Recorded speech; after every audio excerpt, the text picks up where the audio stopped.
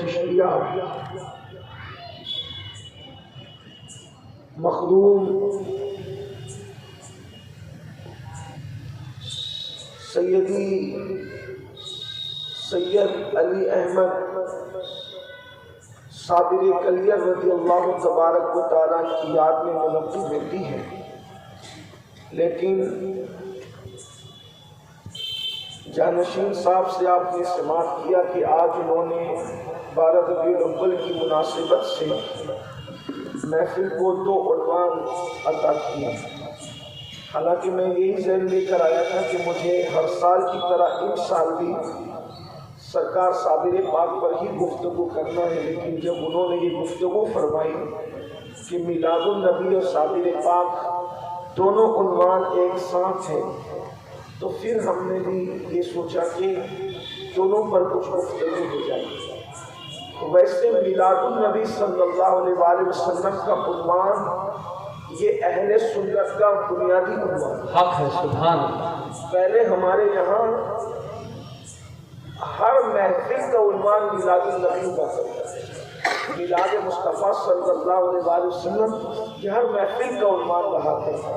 اور ایک خاص بات یہ ہے کہ حضور اکرم صلی اللہ علیہ وآلہ وسلم کی میلاد شریف جہاں پڑھی جا رہی ہے، یعنی جہاں حضور کا ذکر میلاد ہو رہا ہو، امام حسن البصری فرماتے ہیں کہ اگر اس محفل میں کوئی اچھے کپڑے پہن کر خوشبو لگا کر اکرام محفل اور عزت رسول کی بنیاد پر شریک ہوگا تو امام حسن بصری فرماتے ہیں انشاءاللہ اس کا خاتمہ ایمان پر ہوگا۔ سبحان اللہ۔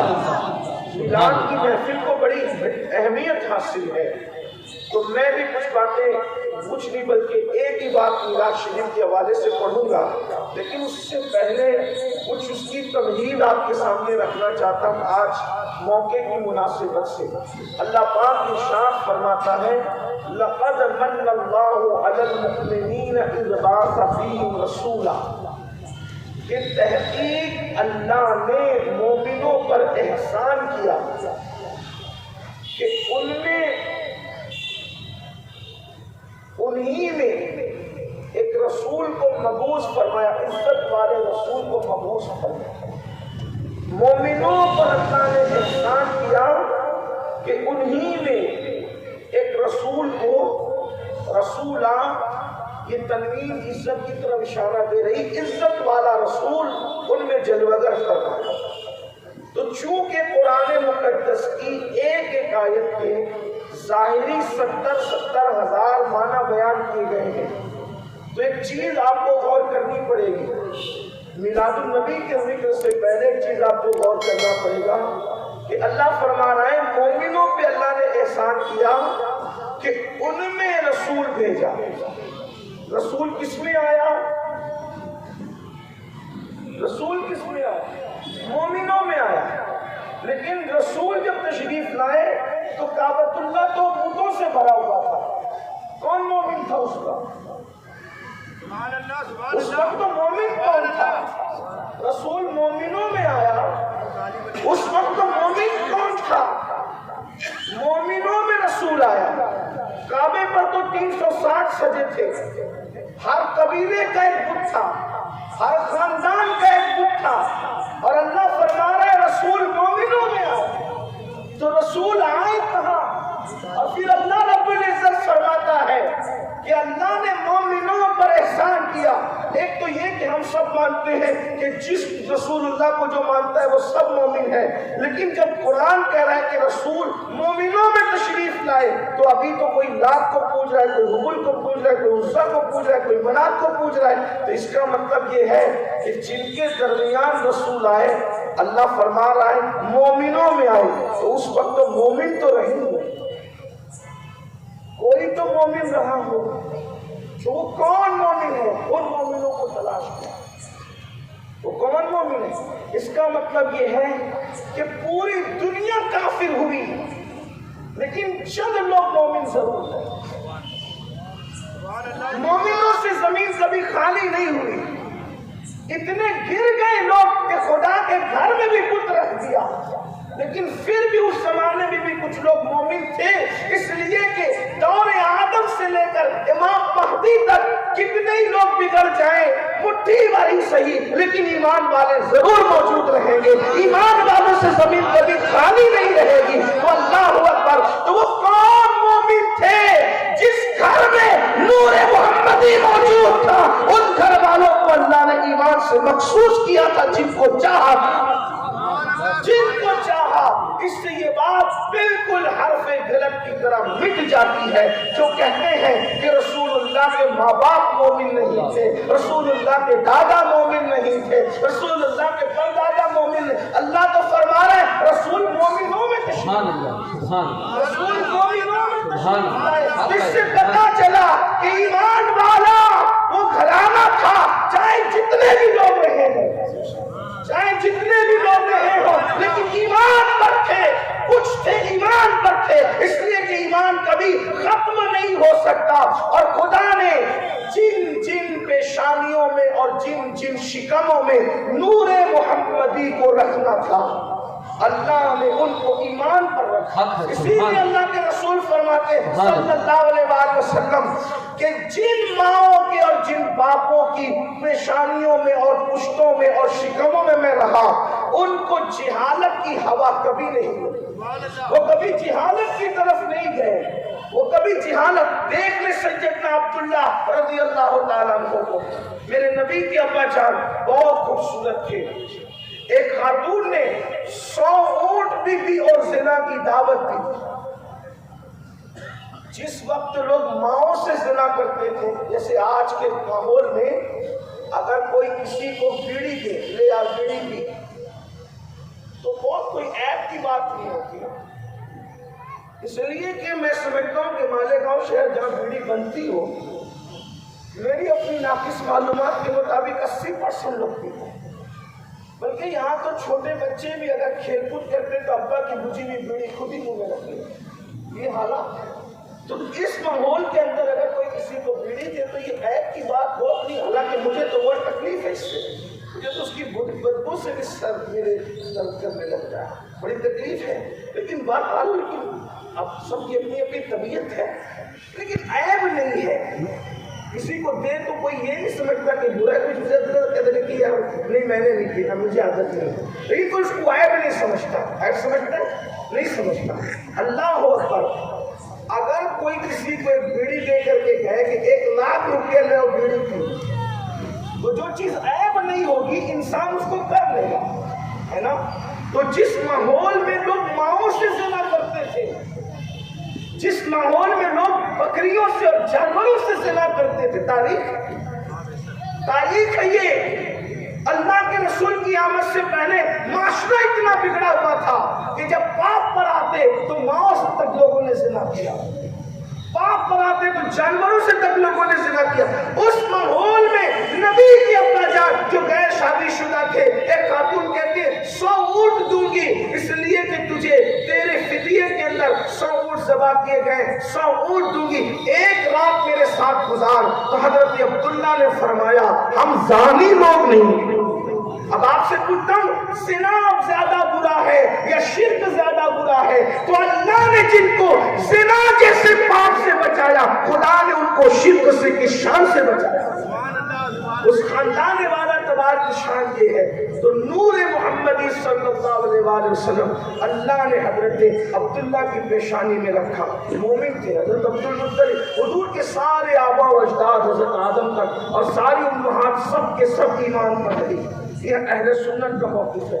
लेकिन अपने नौजवानों को एक साइंसी बात जो मैंने छोटी मोटी पढ़ी है, हो सकता है साइंस की बातों में अलग अलग तहकीक भी होती है, लेकिन जो मैंने पढ़ी है अपने असातिज़ा से, एक बात आपसे कहता हूँ, गौर करना।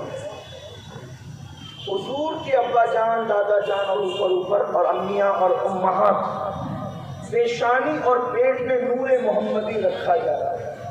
अब आप गौर कीजिए, आप लोगों ने, अब तो इंटरनेट का दौर है,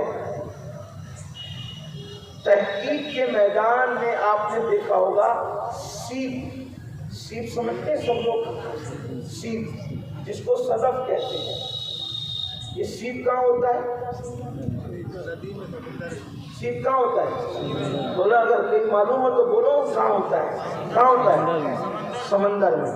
سیپ کہاں ہوتا ہے؟ سمندر کے اندر ہوتا ہے، اور سمندر کا پانی کھارا ہوتا ہے، اور سمندر کے اندر سیپ ہوتا ہے، لیکن اللہ رب العزت جس سیپ کے اندر موتی پیدا کرنا چاہتا ہے اس سیپ کو ایسے منہ بند کر کے رکھتا ہے کہ سمندر کا پانی سیپ کے اندر اللہ جانے نہیں دیتا۔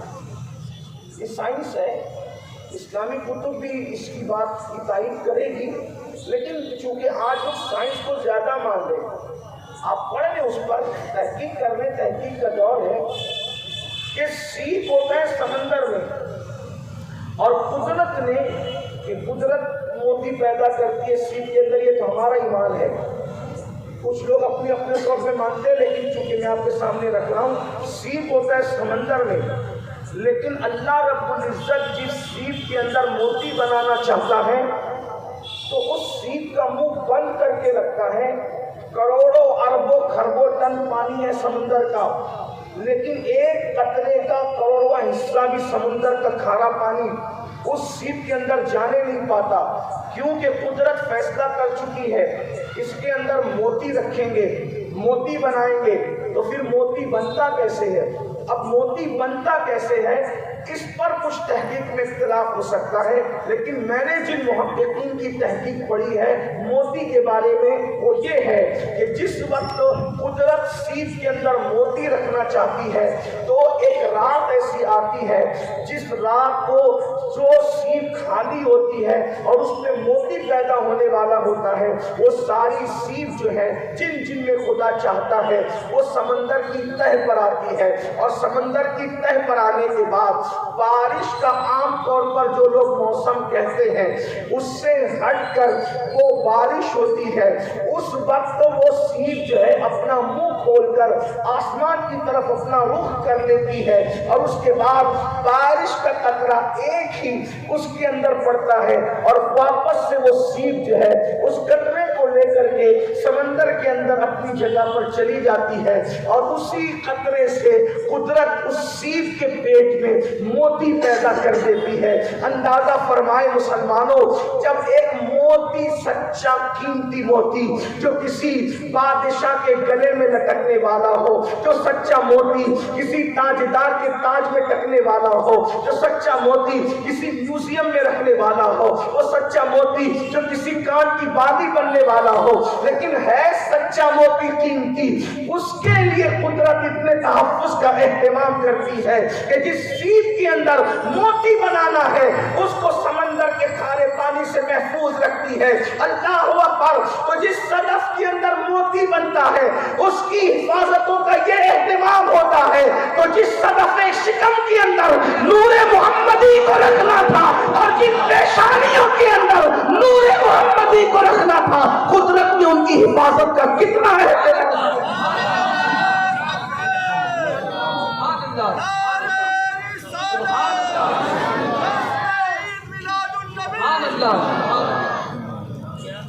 جب غوث اعظم جیسے کو پیدا کرنے کے لیے ابو صالح جیسا باپ منتخب کیا جاتا ہے اور ام الخیر جیسی ماں منتخب کی جاتی ہے، عبد القادر جیلانی جو ولیوں کا سلطان ہے، ایک سے اجازت کے بغیر بابا کھا لے تو پرسوں اس کی چپائی کے اندر اور رائگی کے اندر کسی کے کھیت کو پانی دے کے راضی کر کے کیا کیا کر کے ٹائم لگا دیتے ہیں۔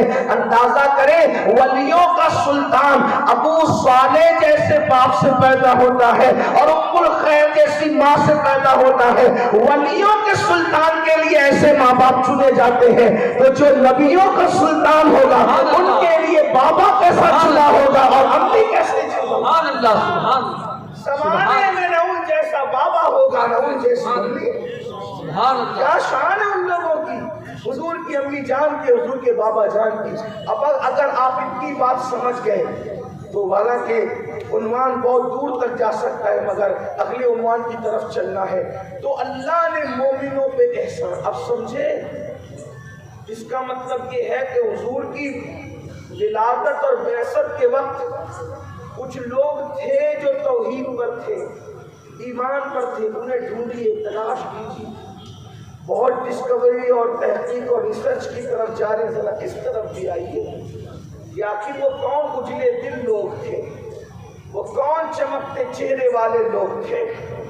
جب سب لوگ بتوں کے وسیلے دیتے تھے تو محمد رسول اللہ کا وسیلہ تھا، تلاش کرے گا ان کو۔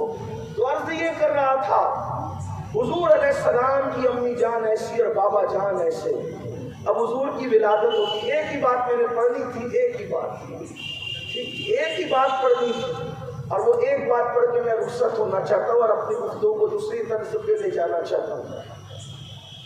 حضور علیہ السلام کی ولادت ہوئی تو ولادت کے وقت پوری دنیا میں انقلاب آیا، ایک عجیب انقلاب، پرندوں کے اندر آپس میں باتیں کرنا، بارش کا ہونا، چڑیوں کا چہکنا، جنگل کے درندوں کا ایک دوسرے کو مبارکباد پیش کرنا، مشرق مغرب اور کعبے کی چھت پر جھنڈے کا لہرایا جانا، ایران کے بادشاہ کا محل اس کے 14 کنگروں کا ٹوٹ کر زمین پہ گر جانا، بادشاہوں کے تختوں کا اوندا ہو جانا، بتوں کا اونھے منہ پڑا رہنا، کعبۃ اللہ کا سرکار آمنہ کے گھر کی طرف جھکنا، اسی طرح حجر اسود کا بزبان حال سے بات کرنا، جانوروں کا زبان حال سے ایک دوسرے کو مبارکباد پیش کرنا، اسی طریقے سے دریائے ساوا کا پانی خشک ہو جانا، چشمہ سماوا کا پانی جاری ہو جانا، فارس کا آتش کدا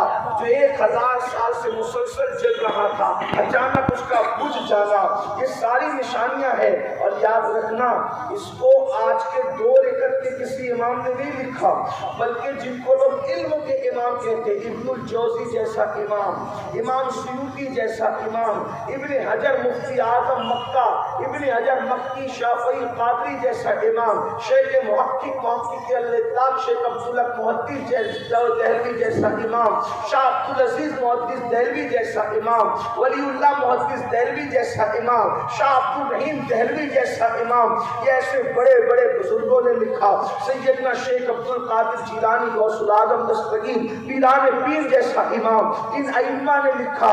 اسی طریقے سے ائمہ حدیث نے بھی بہت ساری نشانیوں کو لکھا۔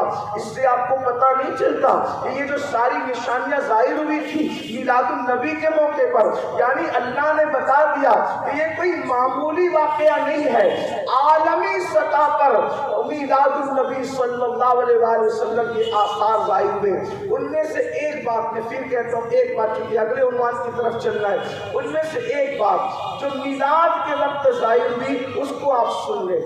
حضور کی میلاد کے وقت آج لوگوں کی دعائیں قبول ہوتی ہے، برکتیں ملتی ہے، مصیبتیں ٹلتی ہیں، تکلیفیں دور ہوتی ہیں، اس وقت بھی دور ہوئی۔ ایک بات آپ کو بتائیں، جس سال اللہ کے رسول پیدا ہوئے اس پورے سال عرب میں کوئی بیٹی پیدا نہیں ہوئی، سب بیٹے ہی بیٹے پیدا ہوئے۔ یہ کوئی اتفاق نہیں ہوتا، اسے پانی پھینک دے تو ہندوستان کا نقشہ نہیں بن جاتا، اسے اتفاق نہیں ہوتے، یہ قدرت کی طرف سے انتظام تھا۔ کیوں؟ عرب میں بیٹیاں زندہ دفن ہوتی تھی۔ محبوب جس سال آپ پیدا ہوں گے اس سال نہ بیٹی دیں گے نہ کوئی دفن کرے گا۔ حضور کے صدقے سب کو بیٹے ہی دیے، سب بیٹے ہی بیٹے پیدا ہوئے۔ اس سال بہت سے واقعات رونما ہوئے۔ ایک واقعہ یہ تھا، مفتی اعظم مکہ حضرت علامہ ابن حجر مکی شافعی القادری رحمۃ اللہ علیہ لکھتے ہیں، جس کو اپنے الفاظ کے جامع میں میں بیان کرنا چاہتا ہوں۔ یمن میں ایک شخص تھا، اس کا نام عامر تھا، اور یمن میں رہنے کی وجہ سے اس کو عامر یمنی کہا جاتا۔ اور اولاد کا دکھ بڑا خطرناک ہوتا ہے، انسان اپنے دکھ برداشت کر لیتا ہے مگر اولاد کا دکھ انسان سے برداشت نہیں ہوتا۔ خود بیمار پڑے تو وہ خوش رہ سکتا ہے لیکن اولاد کو دیکھ کر انسان خوش نہیں رہ سکتا۔ یہی حالات تھے۔ عامر یمنی کے گھر میں ایک لڑکی تھی جو لنگڑی لولی اور معذور سی تھی۔ اور یہ چونکہ تاریکی تھی، کفر کی اندھیرا تھا، شرک تھا، بالکل حالات عجیب سے عجیب تر تھے، تو عامر یمنی کا ایک پتھر کا بنا ہوا بت تھا، اس کا اپنا خدا تھا جس کو اس نے بنا رکھا تھا۔ تو وہ روزانہ عامر اس بت کو سامنے رکھتا اور اپنی بچی کو سامنے بٹھاتا اور بٹھا کر کے کہتا کہ میں برسوں سے تیری عبادت کرتا ہوں، تو میرا خدا ہے، میری بچی کو اچھا کر دے، میری بچی کو اچھا کر دے۔ ظاہر سی بات ہے پتھر بولا نہیں کرتے، مٹی سے آواز نہیں آیا کرتی۔ جو لوگ خود اپنی ناک پر بیٹھی ہوئی مکھی کو نہیں ہٹا سکتے، وہ انسان کی حاجت روائی کیا کر سکتے ہیں؟ وہ انسان کی تکالیف کو کیا دور کر سکتے ہیں؟ جو خود سامنے رکھے ہوئے پھلوں پر کھانے کا اختیار نہیں رکھتے، وہ اوروں کو کیا کھلا سکتے ہیں؟ یہ تو میرا اللہ ہے جو کھاتا نہیں ہے مگر اپنے بندوں کو کھلاتا ہے۔ وہ میرا اللہ ہے جو بکری جانوروں کے تھن میں گوبر اور خون کے بیچ کے اندر دودھ پیدا کرتا ہے۔ دودھ جو ہوتا ہے قرآن کہتا ہے وہ گوبر اور خون کے بیچ میں ہوتا ہے، مگر اللہ فرماتا ہے دیکھتے نہیں، بیچ میں رکھتے ہیں، گوبر اور خون کے بیچ میں رکھتے ہیں، نہ اس میں گوبر کا رنگ آتا ہے نہ خون کی لذت آتی ہے۔ اللہ اکبر، اس کی خوشبو بھی الگ ہے جسے دودھ کہتے ہیں، اس کی لذت بھی الگ ہے جسے دودھ کہتے ہیں۔ وہ کون ہے جو دونوں کے بیچ سے تمہیں دودھ عطا فرماتا ہے؟ اسی کو رب محمد وحدہ لا شریک کہتے ہیں۔ بہرحال تو وہ روز کہتا، لیکن کام اس کا نہ بننا تھا نہ بنتا۔ آپ سے بھی کہتا ہوں، امید اللہ سے رکھو، اپنے اللہ سے امید وابستہ کرو، مضبوط بنو، اللہ پر یقین پختہ کرو۔ اللہ والے اولیاء اللہ ہمارے یقین کو اللہ پر پختہ کرنے کے لیے آئے تھے، توحید کی دعوت دینے کے لیے آئے تھے۔ آج کل تھوڑا سا آدمی پریشان ہوتا ہے تو مشرکین کے پاس تک پہنچ جاتا ہے علاج و معالجے کے لیے، جادوگروں کے پاس تک پہنچ جاتا ہے علاج و معالجے کے لیے۔ اللہ کے رسول صلی اللہ علیہ وسلم نے وہ جادوگر، جو لوگ مشرکین، وہ جو میں نام نہیں لینا چاہتا، ان کے پاس جو جائے، اللہ کے رسول علیہ السلام فرماتے 40 دن تک ان کی عبادت قبول نہیں ہوتی۔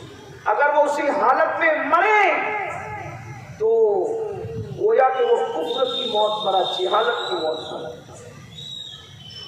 ہاں، اگر آپ کو کوئی تکلیف ہے تو جہاں قرآن کی آیتوں سے اور بزرگان دین کے وظائف سے جہاں علاج کرایا جاتا ہے کہ ہمارے بزرگوں کی سنت طریقہ ہے، لیکن مشرکین کے پاس تک پہنچ جانا اسلام اس کی اجازت نہیں، اور یہ بہت تیزی کے ساتھ معاملہ پھیل رہا ہے۔ اللہ تبارک و تعالیٰ آپ کو ہم کو اپنی امان میں رکھے، ایمان کے خاتمے کے نعرے پڑ جائیں گے۔ اللہ کے بندوں، سب کچھ دنیا نہیں ہے، اور یاد رکھنا اللہ رب العزت کی طاقت وہ طاقت ہے جو فرعون کے گھر میں موسیٰ کی پرورش کرتا ہے۔ اللہ کی طاقت وہ طاقت ہے جو نمرود کو لنگڑے مچھر سے ہلاک کرتا ہے۔ اس لیے اپنے اللہ پر یقین مضبوط رکھو۔ لوگ کہیں گے حالات اچھے نہیں ہیں، میں نے کہا رستہ ایک ہی ہوتا ہے، لیکن نیت بدلنے سے انجام بدلتا ہے، نیت بدلنے سے منزل بدلتی ہے، نیت بدلنے سے نتیجہ بدلتا ہے۔ آپ کہیں گے وہ کیسے؟ میں کہوں گا دریا میں رستہ تھا کہ نہیں تھا، اسی دریا پر حضرت موسیٰ بھی چل رہے ہیں، اسی دریا پہ فرعون بھی چل رہا ہے۔ بولو موسیٰ کہاں پہنچے، فرعون کہاں پہنچا؟ تو آپ بتائیں گے حضرت موسیٰ تو پار چلے گئے، فرعون ڈوب گیا۔ ہم کہتے ہیں رستہ ایک ہی ہے، پھر نتیجہ الگ الگ کیوں ہے؟ تو بس بات اتنی ہے، موسیٰ کو اللہ پہ یقین تھا اس لیے منزل کی طرف پہنچ گئے، اور فرعون کو اپنے اوپر گھمنڈ تھا، خدا نے اس کو غرق کر دیا۔ اس لیے اللہ کے بندو اللہ پہ یقین رکھو، اللہ کی شان بڑی شان ہے، وہ وحدہ لا شریک ہے۔ تو خود کے سامنے بات روز کرتا کرتا کرتا کوئی سنی نہیں ہے۔ اللہ کرے یہ سمجھ دنیا میں لوگوں کو آ جائے کہ لوگ اللہ کو چھوڑ کر مٹی اور پتھر کی سے باتیں نہ کریں، بلکہ میں کہتا ہوں کہ مٹی اور پتھر کو نبی نے ہاتھ میں لے کے ان کو کلمہ پڑھوا دیا۔ اور لوگوں کو بتا دیا کہ تمہارے ہاتھ میں نہیں بولتے، یہ میرے ہاتھ میں ہے۔ سبحان اللہ، اور یہ اپنی مرضی کی نہیں بولے گی، یہ بھی بولے گی تو میرے اللہ کی وحدانیت ہے۔ سبحان اللہ، اس لیے توحید کا اجالا اللہ کرے لوگوں تک پہنچے۔ ایک دن وہ اپنی بیوی کو لے کر کے چھت پہ چڑھا اور چڑھ کر کے بیٹھا ہوا تھا، کہہ رہا تھا کہ یہ بت اپنے کام کا نہیں ہے، یہ صرف اس کو عبادت کرتے کرتے وقت تو گزر رہا ہے، یہ اپنا کام بناتا نہیں ہے، کوئی دوسرا راستہ ڈھونڈنا چاہیے، کوئی دوسرا راستہ تلاش کرنا چاہیے، اس کو چھوڑ دینا ہے۔ بھائی ظاہر سی بات ہے، انسان تو انسان کا بندہ ہے۔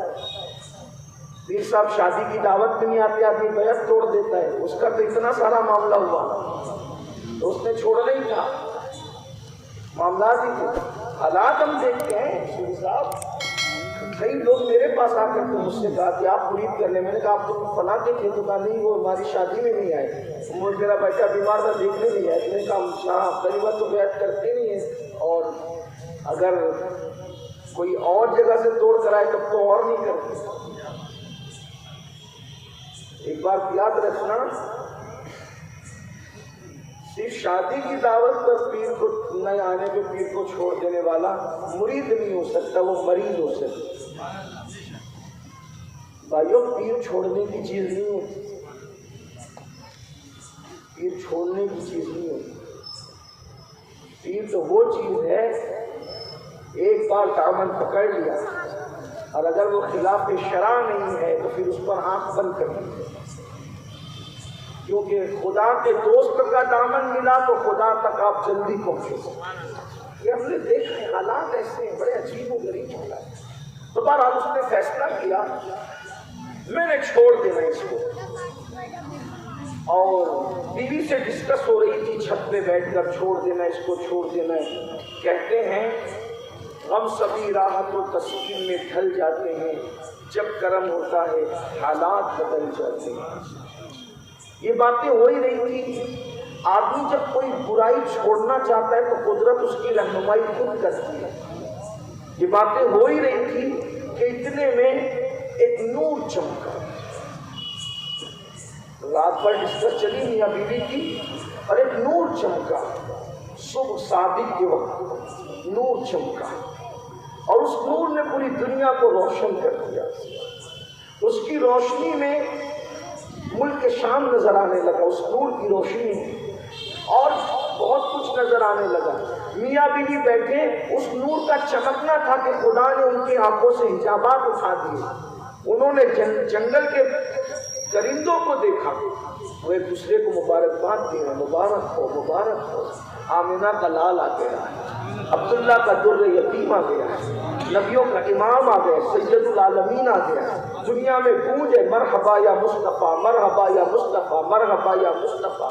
غرض کے بہت کچھ لکھا، لکھنے والوں نے اس پر نور چمکا، اس نور کی روشنی میں انہوں نے بہت کچھ دیکھا، اور اس کے بعد وہ سوچ ہی رہے تھے کہ یہ سب کیا ہو رہا ہے، تو غیب سے ندا آئی، غیب سے آواز آئی، اے حیران ہونے والوں، تمہیں پتہ ہونا چاہیے کہ آج اللہ کا آخری نبی جس کا نام محمد اور احمد ہے وہ دنیا میں تشریف لے آیا۔ یہ اسی کا نور ہے، اس کی انوار کی برکتیں ہیں، اس کی تجلیات ہیں، اس کی رانائیاں ہیں، اور وہ آ چکے ہیں تو کفر کی تاریخی ختم ہوگی، بتوں کی حکومت ختم ہوگی، طاغوت ختم ہوگا، ظلم و بربریت کا خاتمہ ہوگا، جبر ختم ہوگا، اور کمزوروں پہ جو تکلیفیں ڈالی جاتی ہیں وہ سب ختم ہوگی، انصاف قائم ہوگا، عدل قائم ہوگا۔ غرض کے بہت کچھ سنایا گیا۔ ابھی وہ یہ سب کچھ سن ہی رہے تھے کہ ایسے میں ان کی بیٹی جو نیچے کمرے میں تھی اور پڑی ہوئی تھی، مریضہ تھی، ہاتھ پیر سے معذور تھی، ماں باپ پہ بوجھ بنی ہوئی تھی، دونوں باتوں میں مصروف تھے، اور انوار و تجلیات جب ظاہر ہوئی اسی میں گم ہو گئے۔ میاں بیوی آپس میں حیران ہو گئے، یہ سب کیا ہو رہا ہے؟ عالم میں رنگ بدلا، صبح شب ولادت، یہ سب کچھ ہونے لگا۔ تو اس وقت عامر یمنی اپنی بیوی سے محو گفتگو تھا، تو ایسے میں سینہ چڑھ کر اس کی بیٹی اوپر آئی، اور آنے کے بعد माँ बाप ने जब बेटी को अपने सामने देखा, अरे तू अच्छी कैसे हो गई, तो उसने कहा मैं अपने बिस्तर पे लेटी हुई थी और सोई थी, तो मैंने क्या देखा कि एक नूर आया और उस नूर के अंदर एक खूबसूरत जवान आया, और आने के बाद उसने, जब मैंने ये मंजर देखा मैंने कहा ये क्या है, तो उसने कहा ये नूर मोहम्मद रसूलुल्लाह का नूर है, और अल्लाह ने मुझे ये जिम्मा सौंपा है, ये मुझे ड्यूटी दी है कि उनकी अनवार को मैं सफर कराऊं, उनके नूर को सफर कराऊं। वो मोहम्मद है, वो अहमद है, वो ताहा है, वो यासीन है, वो मुज़म्मिल है, वो मुद्दस्सिर है, वो रऊफ है, वो रहीम है, वो करीम है। इस तरीके से हुजूर की शान उसने बयान की, और बयान करने के बाद कहा कि वो ये ऐसे हैं कि बनाए दूर करते हैं, मुसीबतें दूर करते हैं, तकलीफें दूर करते हैं, ये सब उसने बयान किया। तो मैंने पूछा कि आप कौन है, तो कहा कि मैं फरिश्ता हूँ और अल्लाह ने मुझे ये जिम्मेदारी सौंपी है। तो कहा कि मेरा हाल देखें, मैं कितनी तकलीफ में हूँ, मेरे माँ बाप इस तकलीफ की वजह से मुझे बोझ समझते हैं। तो उसने कहा अच्छा अगर तू ये तकलीफ में है, एक काम कर, उसकी विलादत अभी हुई है, अगर तू इस तकलीफ से निजात चाहती है, उसकी विलादत का वक्त है, हाथ उठा, उसके वसीले से दुआ कर। तो उसके वसीले से सच्चे दिल से दुआ करता है, अल्लाह उसकी दुआ को रद्द नहीं करता। तो कहा बाबा मैंने ख्वाब ही में दुआ की, ए अल्लाह जिसकी विलादत हुई है उस मोहम्मद के सदके मुझे शिफा अता फरमा। तो मैंने क्या देखा कि फौरन मेरा जिस्म अच्छा हो गया। मैंने पूछा ये है कहाँ, तो कहा मक्के में इनकी विलादत हुई है। जैसे मेरी आंख खुली तो मैंने अपनी आंखों से सेहतमंद और तंदुरुस्त पाया। ये देखो मैं आपके सामने खड़ी हूँ, अल्लाह अकबर। उधर माँ बाप को मंजर देख रहे हैं, इधर जो है वो लड़की के साथ ये हुआ है। अब बेटी को देखा तंदुरुस्त, तो गोया के आज ईद हो गई, आमिर यमनी के घर ईद हो गई, बगैर दवा के इलाज हो गया, शिफा मिल गया, तंदुरुस्ती मिल गई। इस तरह के करोड़ों वाक़यात हैं जिसको बयान किया है बुजुर्गों ने। और फिर कह रहा हूँ मस्जिद में 2 रकात नमाज पढ़ाने वाला इमाम भी हमारे सर का ताज है, लेकिन जो लोग उनके इल्म मियार को गिनते और नापते और तौलते हैं, मैं उनकी बात नहीं कर रहा हूँ। जहाँ से मैं पढ़ रहा हूँ ये वाकया, वो किताब जो है मुफ्ती आजम मक्का इब्न हजर, मक्की की किताब है।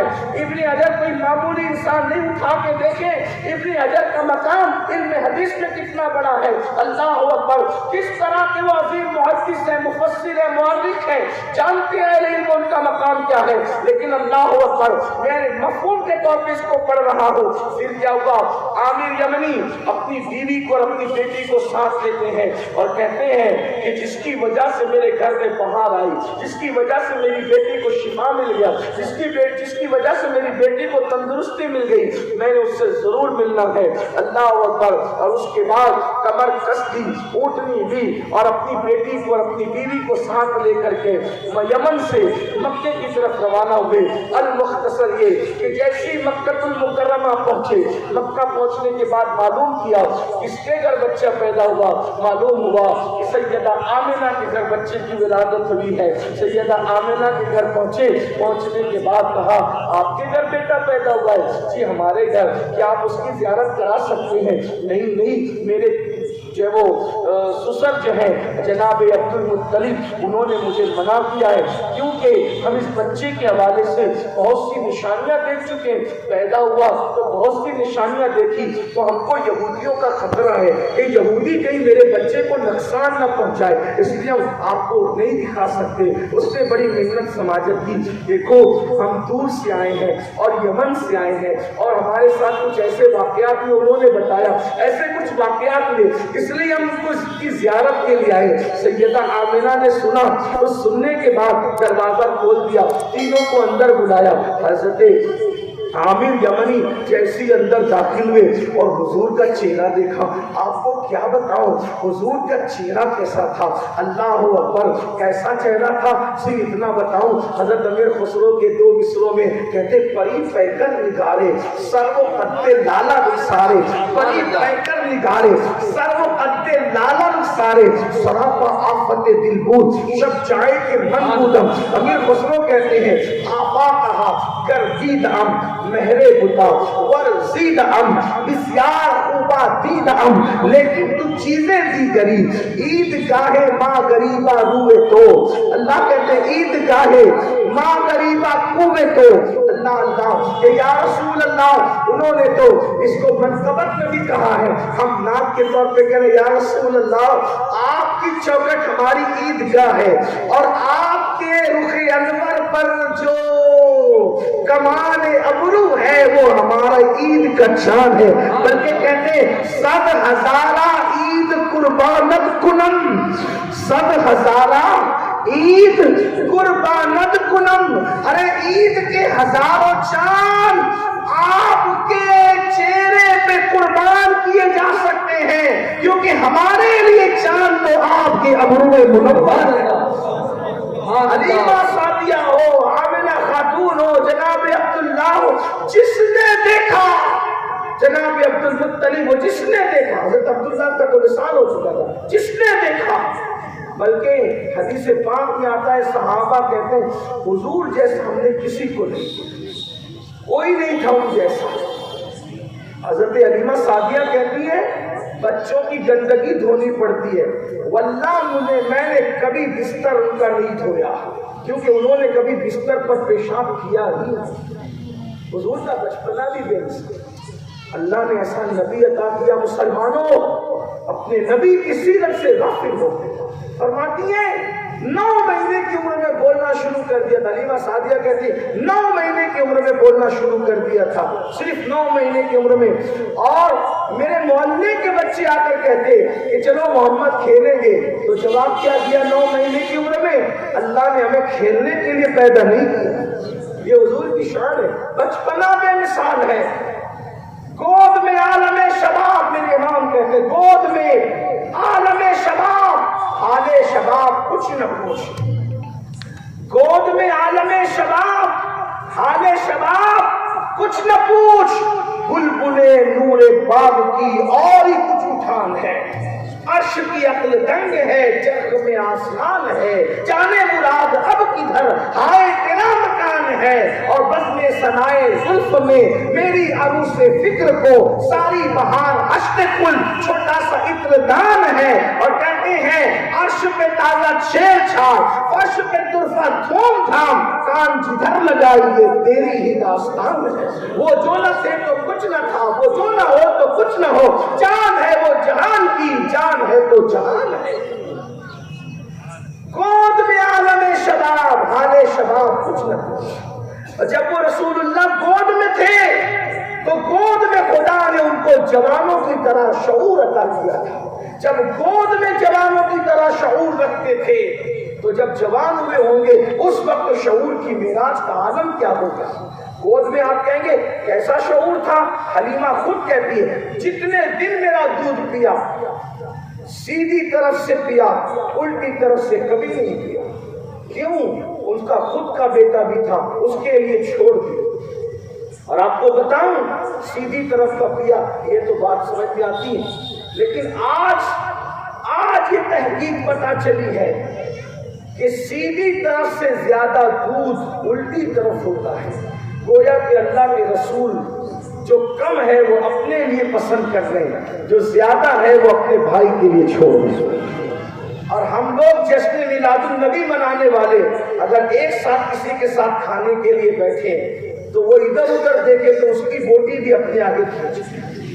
ہنسنے کی بات نہیں، یہ مسلمانوں کا حال ہے، یعنی سیرت رہ نہیں گئی ہے، دین کہاں ہے؟ دین کتابوں میں ہے، دیندار قبروں میں ہے، نمائش کر رہا ہے مسلمان۔ آج پوری دنیا میں جو بک رہے ہو، لٹ رہے ہو، تباہ اور برباد ہو رہے ہو، وجہ ایک ہے، طریق مصطفیٰ کو چھوڑنا ہے، وجہ بربادی اسی سے قوم دنیا میں ہوئی بے اقتدار ہوئی۔ کہاں ہے وہ جذبات اوروں کے لیے زیادہ خود کے لیے تھوڑا؟ بلکہ سنت حضور علیہ السلام ایک سفر میں ہے، 2 مسواک کاٹی، ایک ٹیڑھی تھی ایک سیدھی تھی، ٹیڑھی خود رکھا، سیدھی اپنے ساتھی اپنے غلام کو دی، اور آج ہم سبق، بلکہ لوگوں کا حال یہ ہے کہ صف میں بھی کھڑے ہوتے ہیں تو ایسے پھیل کے کھڑے ہوتے ہیں کہ بازو میں کوئی نہیں، اور تھوڑی سی جگہ ہو تو جگہ دینے کی بجائے اور پھیل جائیں گے، جگہ بھی نہیں ہوتی۔ محفلوں کا بھی یہی حال ہے، اگر دیکھیں کوئی آ رہا ہے تو اور وہ تھوڑا ایسے پھیل کے بیٹھ جائیں گے، حالانکہ قرآن کی آیت ہے، اس کا مفہوم ہے کہ تم اپنے مومن بھائی کو مجلس میں جگہ دو، اللہ تمہیں جنت میں جگہ کرتا ہے۔ دین کہاں ہے؟ دین کی باتیں سننے سب جمع ہوتے ہیں، دین پر عمل کتنے لوگوں کا؟ اور یہ قیامت کی نشانیوں میں سے نشانی ہے کہ لوگ دین سننے تو جمع ہوں گے لیکن دین پر عمل کرنے جمع نہیں ہوں گے۔ مسجدیں ویران ہیں، ذاتی مفاد کا دورہ ہے، سینے کینوں سے پر ہیں، آنکھیں پاپ سے پر ہیں۔ آنکھوں کا حال یہ ہے کہ خود کی سب کی بات نہیں کرتا، لیکن حالات یہ ہم تک پہنچتے ہیں کہ خود کی بھابیاں بھی محفوظ نہیں ہے دیور کی پاپ کی نگاہ سے، پڑوسن بھی محفوظ نہیں ہے پڑوسی کی پاپ کی نگاہ سے۔ ایک دور وہ تھا کہ جب مسلمان کی بستی میں کوئی غیر مسلم رہتا اور وہ سفر میں جاتا تو وہ اپنے ہم مذہب کے پاس اپنی بیٹی رکھنے کی بجائے وہ مسلمان کے گھر رکھ کر کے جاتا۔ اس کو یہ تصور تھا یہ کچھ بھی کر سکتا ہے لیکن کسی کی بیٹی پر پاپ کی نظر نہیں اٹھا سکتا کیونکہ محمد رسول اللہ کا غلام ہے۔ مسلمانوں کہاں ہے دین؟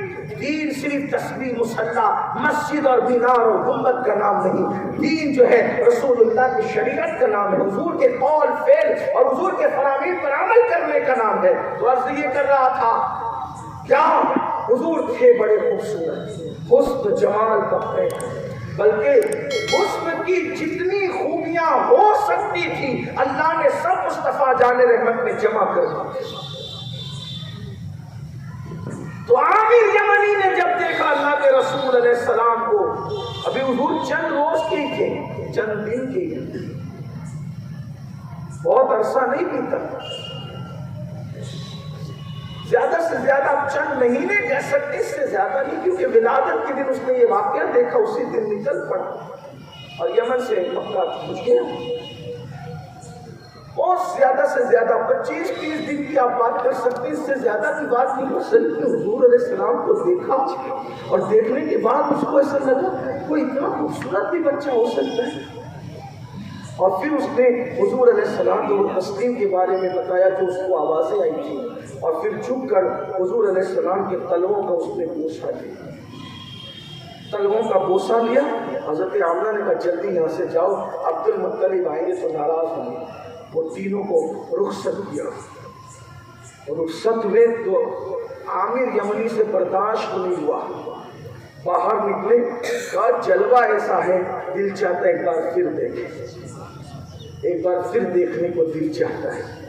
میں کہتا ہوں مسلمانوں کو یہ بات مجھے ثابت کرنے کے لیے کوئی دلیل دینے کی ضرورت نہیں کہ جلوہ ایسا ہے پھر دیکھنے دل چاہتا ہے۔ ارے نادان، ایک بار گنبد خضرا دیکھ لو تو پھر حاضری کے لیے بار بار دل چاہتا ہے۔ جن کے گنبدوں میں اتنی تاثیر ہے ان کے چہروں میں کتنی تاثیر ہے، کیا تاثیر ہوتی ان کے چہروں۔ ابھی ہم صبح کے وقت سرکار علیہ السلام کے پیرہن کی زیارت کے لیے گئے تھے، جتنے ساتھی میرے ساتھ تھے جیسی پیرہن پہ نظر پڑی صبروں نہ پڑی، ہچکیاں لے لے کے رو پڑے، دیر تک باہر کھڑے رہے، لوگ بھی زیارت کرتے رہے۔ جب ہم لوگ باہر نکلے تو میں نے لوگوں سے کہا کہ کچھ سمجھ میں آیا، ساتھیوں سے کچھ سمجھ میں آیا، کہا لوگوں نے کہا کیا، ساتھی نے کہا کیا، میں نے کہا کسی کا ڈریس اور لباس دیکھنے کے لیے بھی لاکھوں لوگ آتے، کوئی ایسا ڈریس بھی دیکھا، اتنے قیمتی ڈریس لوگ پہنتے ہیں لیکن ان کے لباس دیکھنے بھی لاکھوں لوگ جمع ہوتے، لیکن یہ میرے محبوب کا لباس ہے، محمد رسول اللہ کا لباس ہے، میرے سرکار کا تن بدن نور ہے، جسم تو جسم ہے پیرہن نور ہے۔ ارے جس کے لباس کو دیکھنے لاکھوں جمع ہوں، کیا پتا چل رہا ہے دین سے اتنی دوری کے بعد بھی مسلمان کچھ بھی ہو سکتا ہے، مگر آج بھی جذبات وہی ہے جو صفا کے چبوترے پر رسول اللہ نے عطا فرمائے۔ اور پھر میں نے لوگوں کا کہ کسی کا ڈریس دیکھ کر بھی وہ کیفیت کبھی طاری ہوئی جو محمد رسول اللہ کا لباس ہے۔ میں نے کہا جس کے لباس میں اتنی کشش ہو اس کی ذات میں کتنی کشش، غور تو کریں۔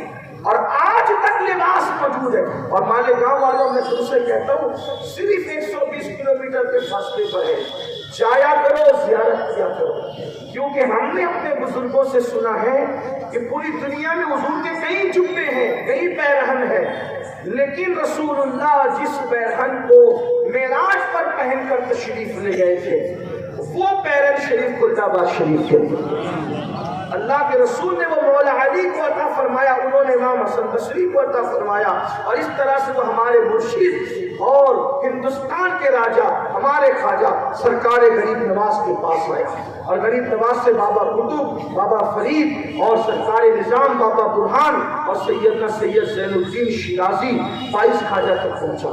یہ جبہ شریف جایا کرو، دیکھا کرو، زیارت کیا کرو، یہ دلوں کو زندہ کرے۔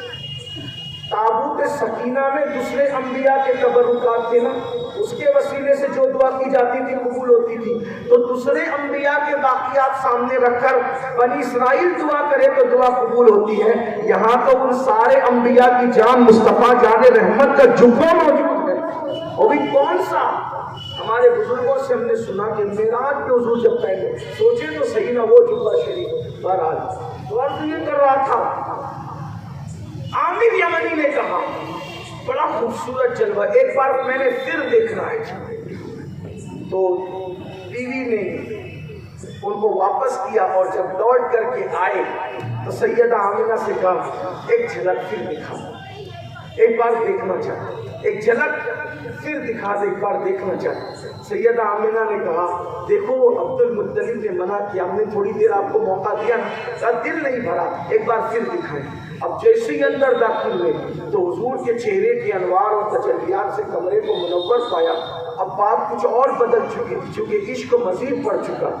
عشق جتنی ترقی پر جاتا جاتا ہے اتنے ہی دلچسپیاں اور بدلتی جاتی ہیں۔ یہ بھی حضور کا معجزہ ہے۔ حضور علیہ السلام کو سب نے ایک شکل پہ نہیں دیکھا۔ آپ یہ بات یاد رکھنا، اگر آپ کبھی سیرت کی کتاب پڑھیں گے، ہر صحابی الگ الگ حلیہ بیان کر رہا ہے۔ ام معبد الگ بیان کر رہی ہے، حضرت حالہ الگ بیان کر رہے ہیں، مولا علی الگ بیان کر رہے ہیں، صدیق اکبر الگ بیان کر رہے ہیں، یہ سب الگ، امام حسن الگ بیان کر رہے ہیں، سیدہ فاطمہ الزہرا الگ بیان کر رہی ہیں۔ تو سیرت کا طالب علم یہاں آ کر کے سوچنے لگتا ہے کہ عجیب سی بات ہے، جیسے ایک ہی چیز میں آپ کو بتاؤں، چلو سب نہیں، ایک ہی چیز، حضور کی بہوؤں کے بارے میں اختلاف ہے کہ الگ الگ تھیں یا ملی ہوئی تھی، کچھ کہتے ہیں ملی ہوئی تھی، کچھ کہتے ہیں الگ الگ تھی۔ بھائی ایک انسان ہے تو اس کی بہویں یا تو ملی ہوئی یا تو الگ ہوگی، جس نے دیکھا تو ایک ہی بات ہوگی۔ میرے بھائی کیا صورت بدلتی رہتی ہے؟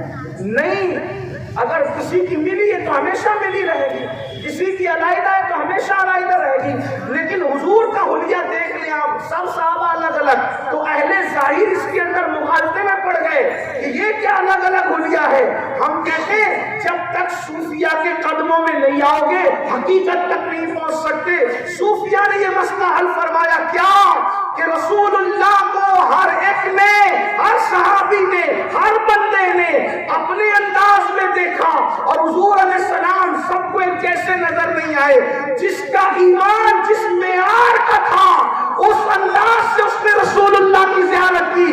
اسی لیے صوفیہ کہتے ہیں آج بھی حضور خواب میں جب نظر آتے ہیں تو سب کو ایک شکل میں نظر نہیں آتے، بلکہ جس کا ایمان اور عشق جیسا ہوتا ہے اس کو اس انداز میں حضور نظر آتے ہیں۔ اسی لیے اللہ اکبر جب مولائے کائنات نے بیان کیا تو مولائے کائنات کہتے ہیں اللہ اکبر کہ میں نے اگلوں میں پچھلوں میں ان جیسا کسی کو نہیں دیکھا۔ میرے امام یوں کہتے ہیں اس کو حسن تیرا سا نہ دیکھا نہ سنا، کہتے ہیں اگلے زمانے والے جب مگا اٹھی میری گور کی کھال تیرے قربان چمکنے والے۔ سبحان اللہ، سبحان اللہ۔ ہر ایک نے حضور کو ایک شکل میں نہیں دیکھی۔ حضرت مصعب ابن عمیر کہتے ہیں ہمیں ملی ہوئی تھی، جگہ ملی ہوئی، دوسرے صحابی کہتے ہیں الگ الگ تھی، لیکن اس کو اویس کرنی بہت خوبصورت رنگ میں بیان کرتے۔ اویس کرنی کہتے ہیں جب کوئی دور سے دیکھتا تھا تو الگ الگ نظر آتی تھی، اور قریب جا کے دیکھتا تھا تو ملی ہوئی نظر آتی تھی، ایسا لگتا تھا جیسے دو قبلے ایک ساتھ آپس میں گلے مل رہے ہیں۔ اس کو مولانا حسن بریلوی بڑے اچھے انداز میں کہتے ان کی زلفیں نہیں رحمت کی گھٹا چھائی ہے، ان کی زلفیں نہیں رحمت کی گھٹا چھائی ہے، ان کے ابرو نہیں دو قبلوں کی یکجائی ہے۔ اپنے اپنے نبی کی شان یہ کہ وہ ہر ایک کو ایک شکل میں بھی نظر نہیں آئے، سب کو الگ الگ نظر آئے، ان کے دکھانے کی بات ہے۔ تو عرض یہ کر رہا تھا، ہاں عامر یمنی نے کہا ایک بار پھر دکھائیں، گئے تو کمرہ تجلیات سے بھرا تھا، اب جیسے ہی گئے ویسے قدموں کو چوما اور قدموں کو چوما اور اس کے بعد چیخ ماری اور زمین پر گر پڑے اور ان کی روح افس انسری سے پرواز کر، ان کی روح افس انسری سے حضور علیہ السلام نے ابھی نبوت کا اعلان نہیں کیا، ابھی حضور حضرت حلیمہ کے گھر بھی نہیں پہنچے، اور یہ شان ہے کہ ان کے حسن کو دیکھ کر لوگ اس طریقے سے جانیں قربان کر رہے ہیں۔ یہ ہے یہ معجزے کی برکت بطور کرامت اللہ نے صابر پاک کو،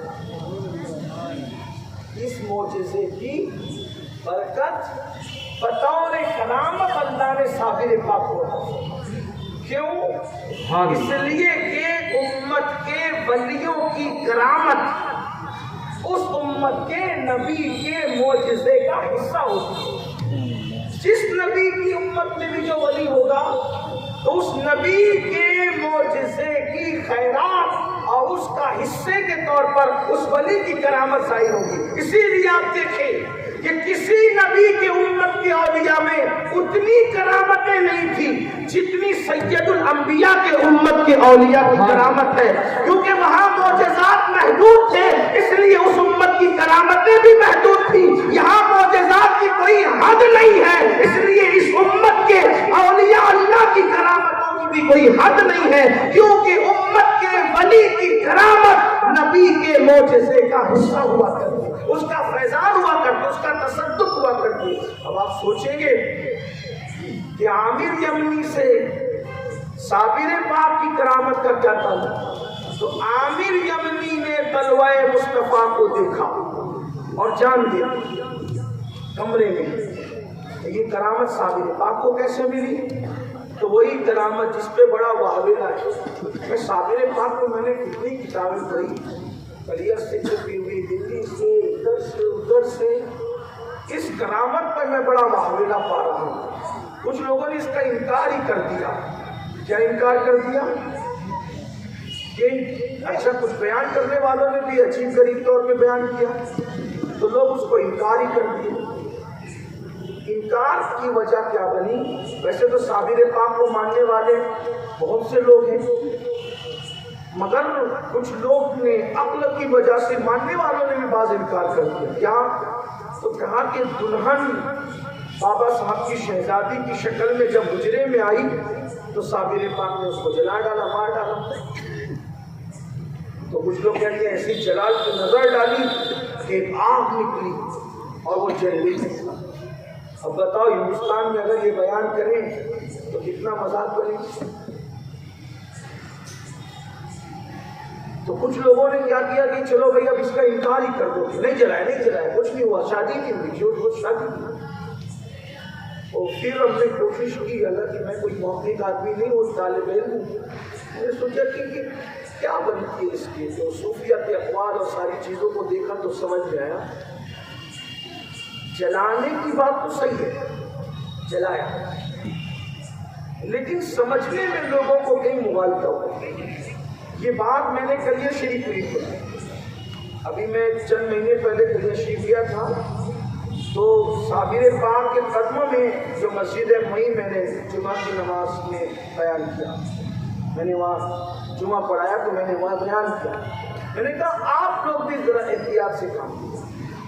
جلایا صحیح ہے، کیونکہ الحمدللہ میں خود بھی صابری بھی، چشتی، نظامی، فریدی، قطبی کے ساتھ ساتھ میں صابری بھی ہوں الحمدللہ، کیونکہ بہت سے بزرگوں کی خلافت میں اپنی برکتیں مجھے حاصل ہیں، اس میں سے سلسلہ صابریہ کی خلافت بھی میرے پاس ہے، سلسلہ اشرفیہ کی برکتیں بھی، رضویہ کی برکتیں، برکاتیہ کی، مالا کہ میں بڑا نااہل اور نکما سا آدمی ہوں، لیکن بزرگوں نے محبت کے طور پہ دے دیا، تو میں بھی سوچتا ہوں جنہوں نے دیا ہے وہی سنبھالنے کی صلاحیت بھی عطا کرتے ہیں، حالانکہ میں اس قابل نہیں ہوں۔ بہرحال تو صابری بھی اس وجہ سے خیال بھی ہوتا ہے کہ لوگ ایسی کیا باتیں کرتے ہیں، اور جلا دیا پر جلانے کی بات صحیح ہے، لیکن تم لوگ جو سوچ رہے ہو ویسے نہیں جلائے، ایسے آنکھ اٹھائی اور ایسا شعلہ آیا اور ایسے جلا دیا، تھوڑا خیال کرو کہ آنکھ اٹھائی اور جلا دیا، آنکھ بھی اٹھائی، شعلہ بھی آیا، جلا بھی دیا، لیکن فرق ہے بہت وائز تیرے میرے دین میں، فرق ہے، شعلے کو بھی مانتا ہوں، جلانے کو بھی مانتا ہوں، نظر اٹھانے کو بھی مانتا ہوں، لیکن کیا ہے فرق ہے بہت وائز۔ کہنے والے نے کہا تھا تو نے پی کتابوں سے، میں نے پی نگاہوں سے، فرق ہے بہت وائز تیرے میرے دین میں۔ کیا فرق ہے؟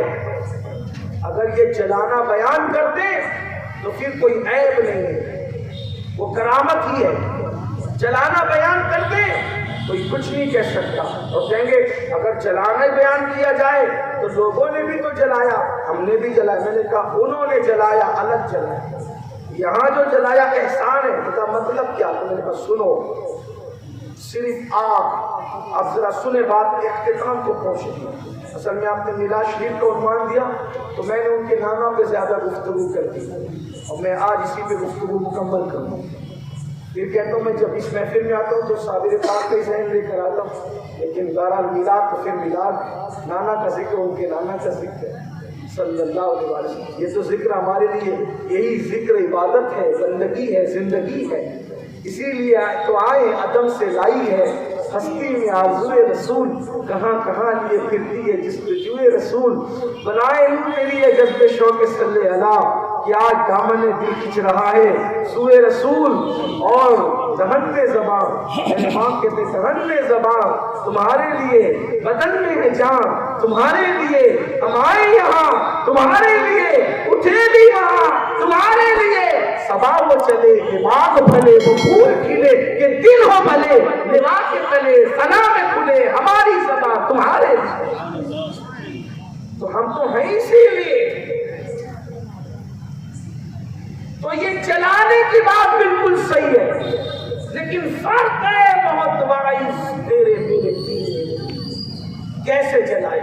تو یاد رکھنا آگ آگ ہوتی ہے، اب سنیں اس پر بات اختتام ہو، آگ آگ ہوتی ہے، لیکن آگ کوئی لکڑی سے جلتی ہے، توجہ، صابر پاک کی بات ہے، خانقاہی بات ہے، یہ خانقاہ میں کہنے کی ہے، لیکن چونکہ جلسہ صابر پاک کا ہے، بہت سے خانقاہی لوگ یہاں بیٹھے تو کہہ رہا ہوں، لکڑی کی آگ بھی ہوتی ہے، کوئلے کی آگ بھی ہوتی ہے، آپ سمجھ رہے میری بات؟ نہیں سمجھے تو آپ چپ ہو جانا، تو میں سمجھ جاؤں گا کہ آپ نہیں سمجھ رہے ہیں۔ ویسے میں مالیگاؤں والے میرے اتنے ناسمجھ نہیں ہیں، وہ اتنے سمجھدار ہیں کہ بڑے بڑوں کو سمجھاتے ہیں، لیکن یہ اور بات ہے کہ وہ میرے سامنے خاموش بیٹھتے ہیں، ان کی محبت ہے، میری کوئی ہوشیاری نہیں، ان کی محبت ہے۔ لیکن لکڑی کی آگ ہوتی ہے، کوئلے کی آگ ہوتی ہے نا، اسی طرح ایک حسد کی آگ ہے، حسد کی آگ سمجھتے ہیں؟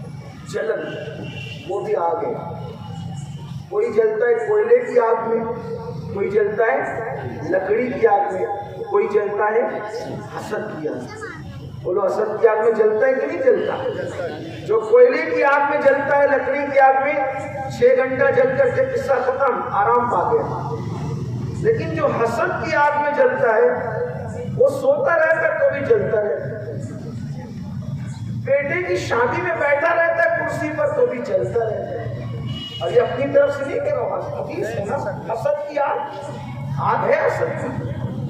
تو جیسے لکڑی کی ہے، کوئلے کی ہے، حسد کی ہے، ویسے ایک آگ عشق کی آگ ہے، ایک آگ عشق کی آگ ہے، اور عشق کی بھی 2 آگ ہے، ایک عشق مجازی کی آگ ہے، ایک عشق حقیقی کی آگ ہے۔ ہو سکتا ہے عشق مجازی کی آگ میں اس میں بہت سارے لوگ جل رہے ہیں، بیٹھے یہاں ہے، بولے جلدی یہ ختم نہیں کرتا، ابھی ختم کرے تو کوئی فون اسٹارٹ کرے، ہو سکتا ہے، کچھ لوگ کہہ سکتے ہیں، کر سکتے ہیں، حالانکہ میں اس طرح کی بات نہیں کرتا، لیکن سمجھانے کی بات کر رہا ہوں۔ کچھ لوگوں کے میسیجز جمع ہو رہے ہوں گے، لیکن اس میں مجمع میں کوئی ایسا نہیں ہوگا انشاءاللہ، اگر کوئی ہوگا تو اللہ اس کو نیک توفیق عطا کرے۔ ہاں ابھی میسیجز جمع ہو رہے ہیں، یہ اپنی بات ختم کرے تو میں میسیجز چیک کروں۔ تو یہ 2 آگ ہوتی ہے، ابھی اتنی ساری آپ میں نے بیان کی، ابھی اور بچی ہے کچھ آگ، ابھی اس کو نہیں بیان کرتا، نہیں تو اور ٹائم جائے گا۔ تو عشق کی آگ کی بھی دو قسمیں ہیں، ایک عشق مجازی کی آگ، ایک عشق حقیقی کی آگ۔ عشق مجازی کی آگ جب لگتی ہے اس کو بھی نیند نہیں آتی، پگلاتا ہے۔ کبھی عشق مجازی کی آگ میں گٹر کے کنارے بیٹھا ہے، کبھی اکیلا رکشہ میں بیٹھا ہے، دوستوں کو چھوڑ دیا، ادھر بھاگ رہا ادھر بھاگ رہا ادھر بھاگ رہا ہے نا، نہ کھا رہا ہے نہ پی رہا ہے نہ سو رہا ہے، نہ ماں اچھی لگ رہی نہ باپ اچھا لگ رہا ہے، کبھی جیل کی سلاخوں کے پیچھے جاتا ہے اسی عشق مجازی کی آگ میں، بلکہ معاذ اللہ کبھی کبھی کفر تک جاتا ہے عشق مجازی کی آگ میں۔ تو اس کو ہم ریجیکٹ کرتے ہیں، یہ غلط۔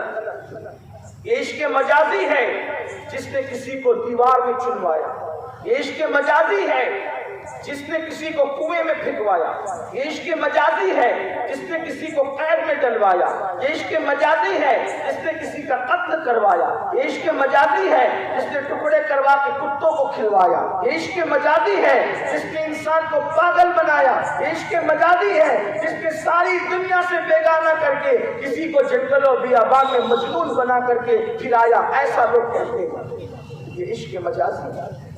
اسی لیے ہم عشق مجازی کو قبول نہیں کرتے، کیونکہ یہ تباہ کرتا ہے، برباد کرتا ہے، آبادیوں کو ویرانے میں تبدیل کرتا ہے۔ خدا بچائے عشق مجازی سے، یہ انسان کو زنا تک لے جاتا ہے، پاپ تک لے جاتا ہے، اور کاروبار تباہ ہوتے ہیں، سب چیز ہوتی ہے۔ اللہ کی پناہ مانگو عشق مجازی سے، لیکن یہ عشق حقیقی ہے۔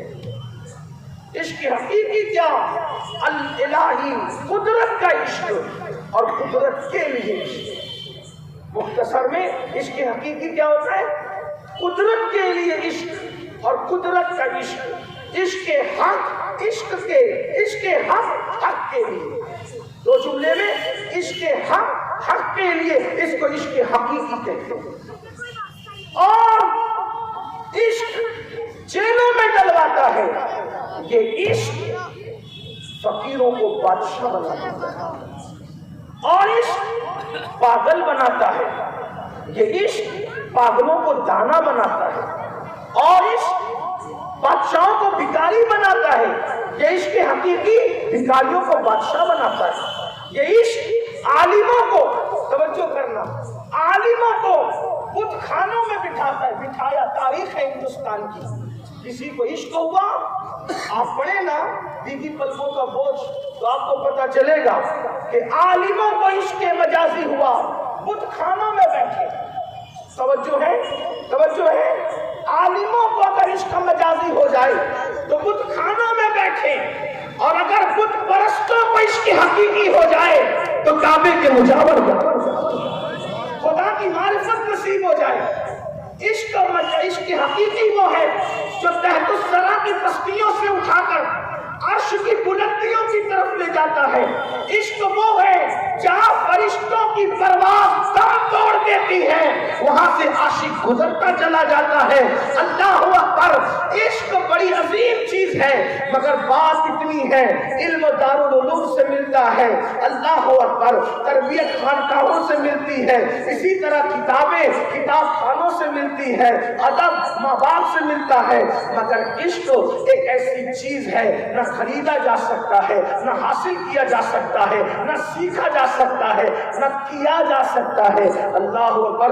آپ سوچیں گے نہ سیکھا جائے، نہ کیا جائے، نہ حاصل کیا جائے، اللہ اکبر، نہ کسی سے لیا جائے، نہ کسی کو دیا جائے، تو یہ ہے عشق کیا چیز؟ کہ یہ عشق کیا نہیں جاتا، قدرت جس پہ کرم کرتی ہے اس کو اپنے کرم سے عطا کر دیتی ہے۔ حصول عشق کے لیے لوگ 40 سال کھانا چھوڑ دیتے ہیں، حصول عشق کے لیے لوگ بیابانوں میں آباد ہوتے ہیں، حصول عشق کے لیے لوگ غاروں میں جا کر کے پڑے رہتے ہیں، اللہ اکبر، تب کہیں جا کر کسی صاحب نظر کی آنکھ، کسی صاحب نظر کی آنکھ جب دل کے پہاڑ پہ پڑتی ہے اور جب اس پہ آگ لگاتی ہے عشق کی، تو پھر وہ جلتا ہے اور شعلہ جوال بنتا ہے۔ اور ہو سکتا ہے کسی کو حیرت ہو، جب عشق کی آگ لگتی ہے نا تو خون بھی اللہ اکبر اپنی جگہ چھوڑ دیتا ہے۔ عشق عشق ہے، اللہ اکبر، آدمی خون کی آنسو روتا ہے، عشق کی آگ لگتی ہوتی ہے, آدمی کو کچھ اچھا نہیں لگتا, آبادیوں میں وحشت ہوتی ہے. اقبال اس فلسفے کو بیان کرتے ہیں جو عالم سے کرتی ہے بیگانہ دل کو. عجب چیز ہے لذت آشنائی, اللہ اکبر, شہادت ہے مطلوب مقصود مومن, نماز غنیمت میں کشور کشائی, کھانا پینا سونا یہ وہ سب چھوڑ کر صرف یاری یار یاری یار یاری یار, اس کو اس کے سوا کچھ سجائی نہیں دیتا. اللہ اکبر, یہ نعمت اتنی قیمتی ہے. اور آپ کو بتاؤں, عشق پھر وہ مقام ہے کہ وہاں پر انسان پہنچنے کے بعد فرشتوں سے بھی بلند ہو جاتا ہے, ملائکہ سے بھی بلند ہو جاتا ہے. اسی لیے ہمارے بزرگوں نے اپنی کتابوں میں لکھا, عام مومنین عام فرشتوں سے افضل ہے. اللہ اکبر, یہ ہمارے عقائد کی کتابوں میں لکھا ہوا ہے. اب سمجھیں عشق کی آگ کیا چیز ہے, اور وہ سب کو نصیب نہیں ہوتی. پھر اب یہ عشق کی آگ بھی ملتی ہے تو سب کو حسب حیثیت ملتی. یعنی یہاں جتنے بیٹھے سب عاشق, نیچے جتنے سب عاشق. حضور اور اللہ کی محبت تو سب کے دل میں ہے, لیکن سب کو یکساں نہیں, سب کو یکساں. فیضان محبت عام تو ہے, فیضان محبت عام تو ہے, عرفان محبت عام نہیں. حضور کی محبتوں کا فیضان سب کے لیے, لیکن عرفان محبت سب کو نہیں. سب ایک جیسے عاشق نہیں ایک جیسے عاشق, سب کے دل میں الگ الگ آگ چل رہی. کچھ کے دل میں تو چنگاری ہوگی, کچھ ہوگی, پتہ نہیں کس کے دل میں کیا ہے. لیکن اتنا ضرور جانتا ہوں, اس پورے مجمع میں اگر سب سے چھوٹا ہے کوئی, اور سب سے نچلا ہے کوئی, اور سب سے آخری نمبر پر ہے کوئی, تو وہ اس مجمع میں سب سے چھوٹا عاشق رسول, سب سے آخری درجے کا امین القادری. آپ سب مجھ سے بہتر عاشق, آپ سب مجھ سے بہتر. لیکن جب عشق ہوتا ہے تو نیند نہیں آتی, اتنا جانتا. عشق ہوتا ہے تو آپ ہی روتا ہے یار کے, اور سب کو حسب حیثیت ملتا ہے عشق. اگر کسی کو حیثیت سے زیادہ دے دیا جائے, اب سن لیں, کسی کو بہت لمبی تمیز باندھی, اللہ کرے یہ بات سمجھ میں آ جائے تو بہت بڑا اشکال ختم ہو جائے صابر پاک کی کرامت سے. اور یہ ایک چھوٹی سی کوشش ہے, کئی جگہ میں نے اس کو کیا, اور اللہ کا شکر ہے کہ بہت جگہ اشکال ختم ہوا, مالے گا اس بھی ختم ہو. اگر کس کو حیثیت سے زیادہ دے دیا جائے تو برداشت نہیں کر پاتا. جیسے مثال کے طور پہ ایک آدمی کی حیثیت سے 10 کلو وزن اٹھانا, 100 کلو رکھیں گے تو کیا ہوگا اس کا انجام ہے, کیا ہوگا, بیچارہ بیٹھ ہی جائے گا. اور زیادہ رکھو گے تو بیٹھ بھی وہ لیٹ ہی جائے گا, اور زیادہ رکھو گے تو ایسا لیٹے گا کہ سیدھا میدان میں نشر بھی اٹھے گا. سب کی حیثیت الگ الگ ہوتی ہے. تو یہ عشق, مگر کچھ ایسے لوگ ہوتے ہیں جو حیثیت سے زیادہ مانگتے ہیں, حیثیت سے زیادہ طلب کرتے ہیں. یاد رکھنا, اگر آپ کے پاس چلو ہے تو چلو سے زیادہ پانی لوگے تو رکھو گے کہاں. آپ کے پاس کٹورا ہے, اس سے زیادہ پانی لوگے تو رکھو گے کہاں. آپ کے پاس گلاس ہے, زیادہ پانی لوگے تو رکھو گے کہاں. تو جب برتن چھوٹا ہے تو آپ پانی کہاں رکھو گے. تو اگر آپ کا ظرف دل کمزور ہے تو عشق رکھو گے کہاں. اسی لیے جس دل میں زنا کا پیار ہے اس دل میں عشق رسول کیسا, جس دل میں شراب کی محبت ہے اس میں عشق رسول کیسا, جو دل ننگی فلموں کی طرف مائل ہے اس میں عشق رسول کیسا. ارے عاشق تو وہ ہوتا ہے کہتا ہے میرا تن من دھن سب پھونک دیا, یہ جان بھی پیارے جلا جانا.